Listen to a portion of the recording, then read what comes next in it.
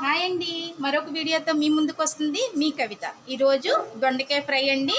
ముందుగా దొండకాయలు తీసుకుని శుభ్రం చేసుకున్నాను, దానికి ముక్కలు కట్ చేశానండి. తర్వాత కావాల్సినవి కరివేపాకు, ఎండుమిరగాయలు, పుట్నాలు చెప్పడం మర్చిపోయానండి. జీడిపప్పు దొండకాయ ఫ్రై అండి ఇది. తర్వాత కొంచెం జీడిపప్పు వేయించుకుంటున్నానండి.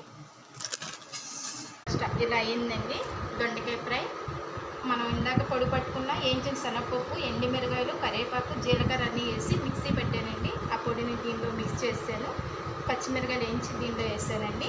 దీనిలో జీడిపప్పు వేసానండి.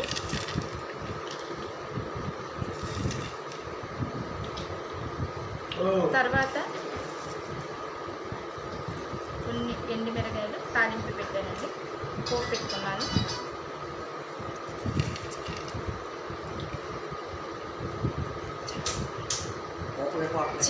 చివరిగా అయితే జీడిపప్పు దొండకాయ ఫ్రై ఎలా అయిందండి. టేస్ట్ అయితే ఒకసారి టేస్ట్ చేసి ఎలా ఉందో చూద్దామండి. టేస్ట్ మాత్రం చాలా బాగుందండి. మీరు ఇంట్లో ఒకసారి ట్రై చేయండి. పిల్లలు కూడా చాలా ఇష్టంగా తింటారు.